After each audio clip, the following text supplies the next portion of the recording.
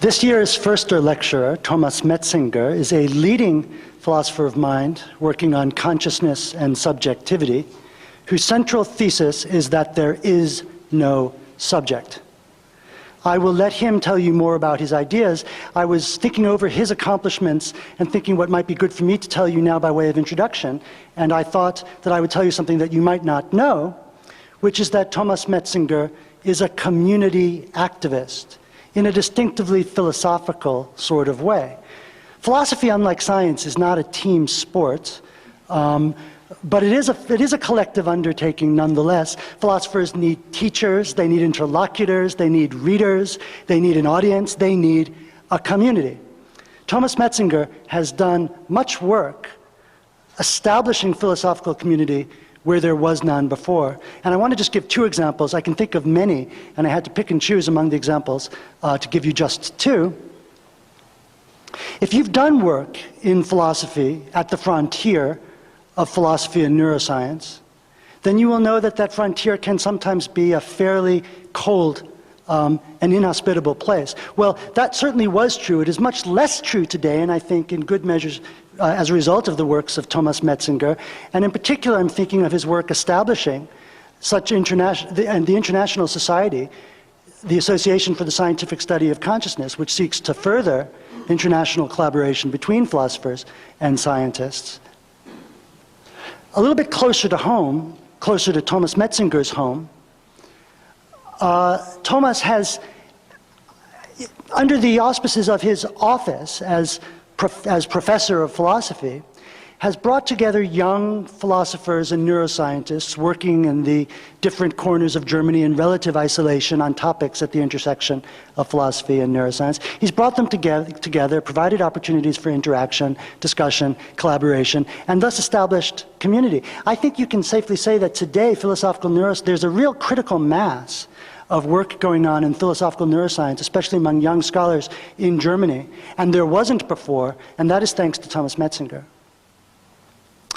Now, Immanuel Kant, in the Critique of Pure Reason, wrote that if you measure the length of a book, not by how many pages it has, but by how difficult it is to read, by how much time it takes to read, then many a book wouldn't have been so long if it hadn't been so short. I'm sure we can all think of examples. Thomas Metzinger's recent book, Being No One, published by the MIT Press, is not an example of this. It is not a short book, weighing in at something like 700 pages. It is a very long book. However, it is a book of which one can say, I think, that this is a book that wouldn't have been so short if it hadn't been so long. It wouldn't have been so accessible, so available to writers working and thinkers coming from different traditions. It wouldn't have been so influential. It wouldn't have been so excellent if it didn't exhibit the kind of muscular scope which is in evidence in its length. So on that note, and without further delay, I introduce to you Professor Thomas Metzinger.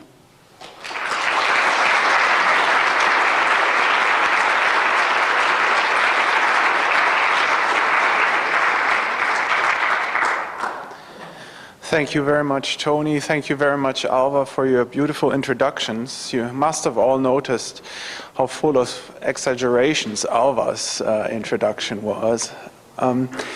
I'm very grateful for this invitation, let me say this, and I feel deeply honored for you to permit me to speak to you today. And it's always a pleasure to come back to Berkeley. When I got this invitation, I thought, Thomas, when actually were you the first time in Berkeley? And it appears it was more than a quarter century ago. It must have been September 1977. I had just finished high school, grabbed my backpack and flown into Montreal, Canada. And I hitchhiked down to New York, came back up, hitchhiked all the way through the Trans-Canada Highway and came down here from Vancouver. And somebody dropped me pitch black, dark night, 10 o'clock at night on the freeway. And the next thing that happened is a car went over my backpack and tore everything apart. And as I was there on the freeway at 10 o'clock at night, gathering my belongings, my toothpaste here, my sleeping bag there, my camera there, the next car that came was a policeman. So I ran to the man and said, hey, listen, somebody just destroyed everything I have, and it's actually easy. It's the next car down the highway. Can you help me find these people? And he said, no, you get $100 ticket for pedestrian on freeway.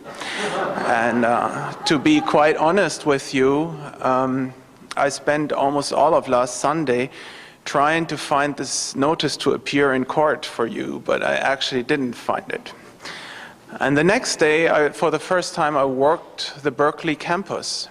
And I saw this policeman walking the campus in a really relaxed way, swinging his, how do you say, riot stick or something like that, in a really relaxed way. And he had this nice clean uniform and a beautiful cap and hair down to the belt of his trousers. And I thought, that is really convincing. That would not have been possible in Germany in 1977, and I first realized there's something about Berkeley that I like, and so I'm very happy to be back here. How many of you do know the story of Mary, which was actually invented by an Australian colleague of mine, Frank Jackson, in 1982? It's the second half of a thought experiment that actually goes like this. Mary is the best neuroscientist mankind has ever had. She knows everything you can know about the physical, neurocomputational, what have you, underpinnings of conscious color vision. The first premise of the thought experiment is as strong as you may want to have it. Neuroscience has come to its historical ends. Mary knows all the physical facts underlying conscious color experience. The second premise of the thought experiment is she's never had a color experience herself. Through some allergy or something, she had to live in an achromatic prison under the earth. Everything was black and white, and she did all her studies through the internet with a black and white monitor. In short, she has never had a conscious color experience herself. She doesn't have any first-person knowledge. Now the question is, what happens if Mary leaves her achromatic dungeon and for the first time sees the blueness of the sky and a red apple on a tree? Does she learn anything new about reality? For most people, it seems obvious that the answer is yes. She learns new facts she didn't know before. For instance, facts about the minds of other human beings. She knows suddenly what her subjects she conducted experiments with via her black and white monitor have been talking about all the time when they talked about their red experiences, blue experiences, and so forth. But if this is true, says Frank Jackson, there is a hole in the scientific worldview which cannot be repaired, because there are phenomenal facts, non-physical facts. Here is how the argument goes. Before leaving her achromatic prison, Mary knows everything that can be known physically or neuroscientifically about the conscious color vision of human beings. When first viewing a colored object, she acquires new knowledge, and this knowledge is factual knowledge. Here's our man.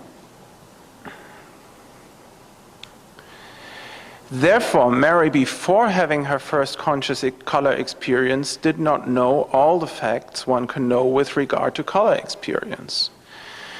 Therefore, there are non-physical facts, for instance, about conscious human color vision that can only be grasped by phenomenal knowledge, by first-person knowledge, and therefore, physicalism is false. I don't buy this, and I don't want to speak about the knowledge argument today. But what I want to point out is that there's a a very important central term, the notion of a first-person perspective, and the notion of a self from which this first-person perspective originates. And in philosophy, it's very fashionable these days to say things like third-person facts are not reducible to first-person facts. But nobody ever asks what a first-person perspective is and what a self actually is, and this is what I will try to do together with you today. And I also give you two promises. At the end, I will come back to the question if there's any deeper meaning in all this popular talk you may have heard, that the self is an illusion or that no such thing as a self exists. And of course also, as this is a first lecture, I will come back to the question of the immortality of the soul. If we want to understand what a consciously experienced first-person perspective is, there are three phenomenal target properties we have to understand. The first one is the property of mineness. A phenomenal property is something that exists in consciousness. In the Anglo-Saxon world, you also call this the sense of ownership. Mineness is a higher order property of particular forms of phenomenal content. And here are some examples how we refer to this private subjective property from public space by using linguistic representations. We say things like, I experience my leg subjectively as always having belonged to me. I always experience my thoughts and my emotions as part of my own consciousness. Voluntary acts are initiated by myself. Let me give you first brief example, and forgive me if I take off my jacket. This is something from a very recent August issue of Nature. Have you ever, you can do this at home, heard of the rubber hand illusion? Here is how it goes. Activation of the premotor cortex during the rubber hand illusion. In the illusion, normal individuals experience an artificial limb, a rubber hand, as if it were part of their own body.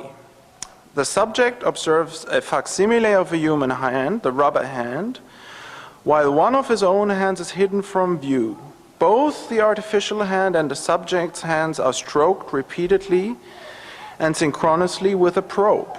The green and yellow areas indicate the tactile and visual receptive fields, respectively for neurons in the premotor cortex. You see something shifts.